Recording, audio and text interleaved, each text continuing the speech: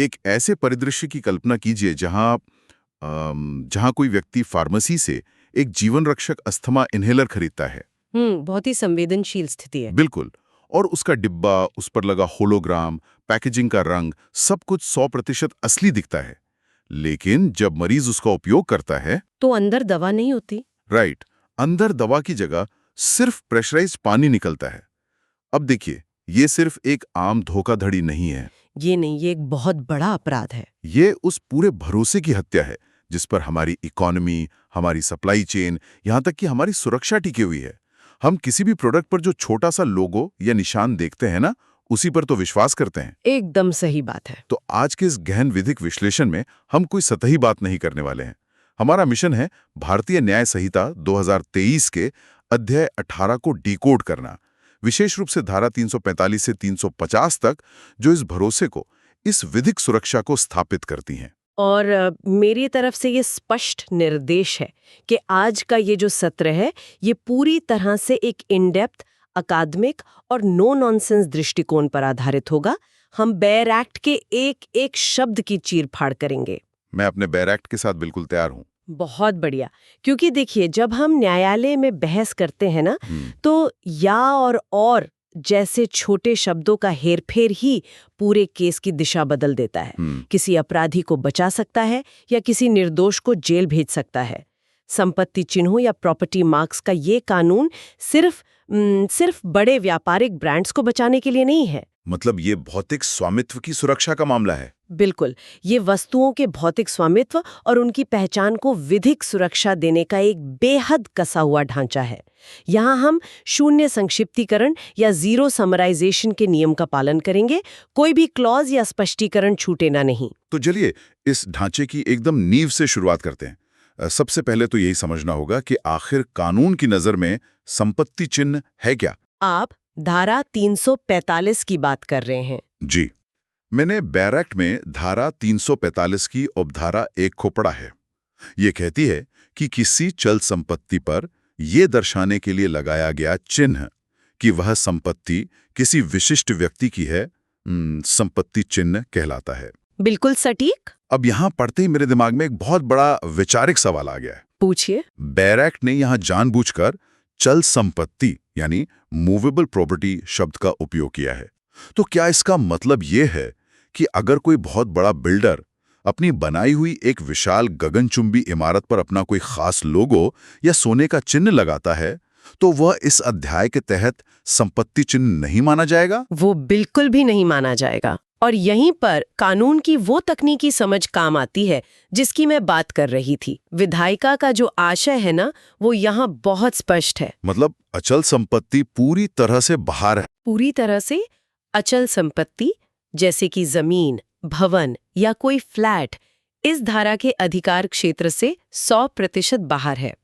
ये कानून केवल चल संपत्ति, माल, पैकेजेस या अन्य पात्र, जिसे हम लीगल भाषा में रिसेप्टिकल कहते हैं, उन तक ही सीमित है। ऐसा क्यों? इसका व्यवहारिक कारण क्या है?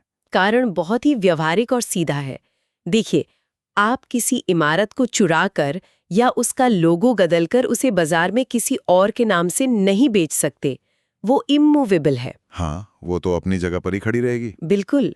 लेकिन जो बोरियां हैं, डिब्बे हैं या मालवाहक कंटेनर है, उन्हें आसानी से हेर फेर करके उनका स्टिकर बदलकर बेचा जा सकता है।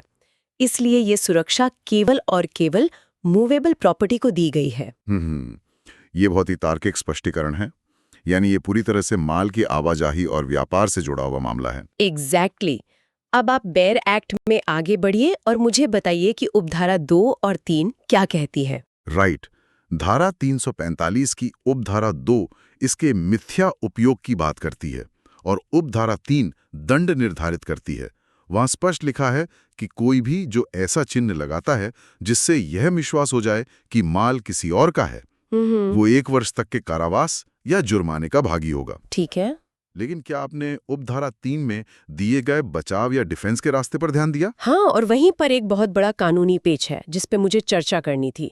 उपधारा 3 कहती है कि व्यक्ति को यह साबित करना होगा कि उसने धोखाधड़ी करने के इरादे के बिना काम किया है। बिल्कुल। Without intent to defraud. तो मेरा सवाल ये है कि सामान्य आपराधिक न्याय शास्त्र में तो अभियोजन पक्ष को यानी पुलिस या राज्य को साबित करना होता है कि अपराधी का इरादा गलत था।